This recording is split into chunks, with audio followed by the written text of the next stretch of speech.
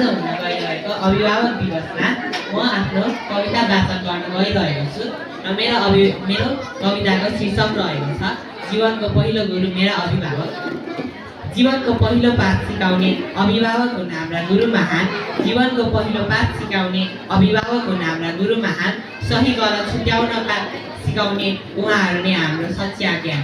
आफ्नो खुसी त्यागेर पनि हाम्रो हाँसो खोज्नुहुन्छ।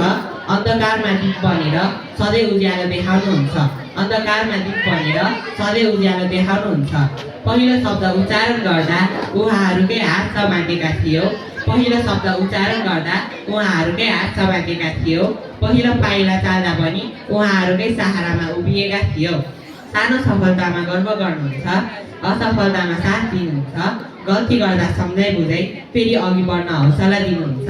गल्ती गर्दा सम्झाइ बुझाइ फेरि अघि बढ्न हौसला दिनुहुन्छ। रातभरि निद्रा त्यागेर हाम्रो भविष्य सजाउनुहुन्छ।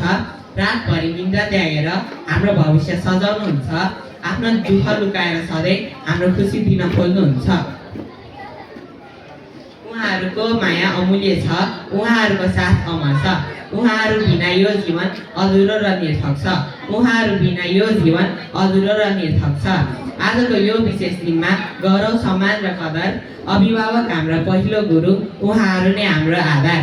अभिभावक हाम्रा पहिलो गुरु, उहाँहरू नै हाम्रो आधार। धन्यवाद।